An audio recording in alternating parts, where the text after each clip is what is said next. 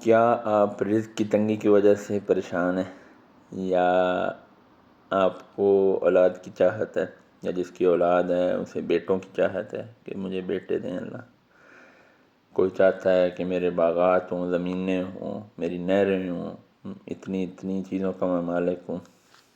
ایک کلیہ، فقط ایک کلیہ، استغفار، فقط اللہ سے معافی طلب کریں، مغفرت طلب کریں۔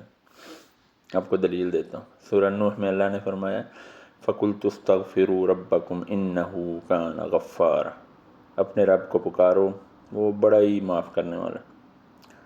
یُرْسِلِ السَّمَاءَ عَلَيْكُمْ مِدْرَارًا، جب تم استغفار کرو گے نا، اس کا فائدہ کیا ہوگا؟ اللہ تم پر بارش برسائے گا، رحمت اللہ کی نازل ہوگی۔ وَيُمْدِدْكُمْ بِأَمْوَالٍ وَبَنِينَ وَيَجْعَلْ لَكُمْ جَنَّاتٍ وَيَجْعَلْ لَكُمْ أَنْهَارًا، اور ہوگا کیا کہ وہ تمہاری مدد کرے گا مال کے ساتھ، بیٹوں کے ساتھ، صرف اولاد نہیں، بیٹوں کے ساتھ، اور تمہیں باغات دے گا، تمہارے لیے نہریں نکالے گا، تمہیں نہریں دے گا۔ سمجھ رہے ہیں؟ سارے مسائل کا حل نا، دنیا میں یہی چیزیں ہوتی ہیں نا، مال ہے، اولاد ہے، اولاد میں بیٹے ہیں، اس کے بعد آپ کی جی زمینیں ہوں، آپ کی نہریں چل رہی ہوں، باغات ہوں، تو یہ ساری چیزوں کا حل جو ہے وہ استغفار میں ہے۔ کچھ بھی ہے، استغفار کو لازم پکڑنا۔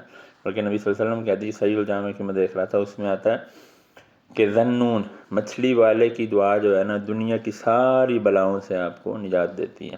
مچھلی والے کون ہیں؟ یونس علیہ السلام۔ کیا دعا ہے ان کی؟ لا الہ الا انت سبحانک انی کنت من الظالمین۔ لا الہ الا اللہ، یہ اللہ کی توحید۔ یاد رکھیں، توحید کے علاوہ آپ کا سارا عمل ناقص ہے، سارا کا سارا ردی ہے، یہ ایسے سمجھیں ایڈمیشن ہے، اس کے بغیر کچھ بھی نہیں ہے آپ کے پاس، جو مرضی اعمال کر لیں۔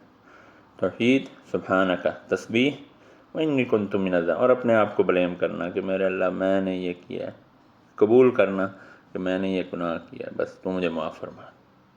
پھر اس کے علاوہ سید الاستغفار جسے ہم کہتے ہیں، اللہم انت ربی لا الہ الا انت خلقتنی وانا عبدک وانا علی عہدک ووعدک ما استطعت واعوذ بک من شر ما صنعت ابوء لک بنعمتک علی وابوء بذنبی فاغفر لی انہ لا یغفر الذنوب الا انت۔ یہ میں ڈسکرپشن میں بھی ڈالوں گا۔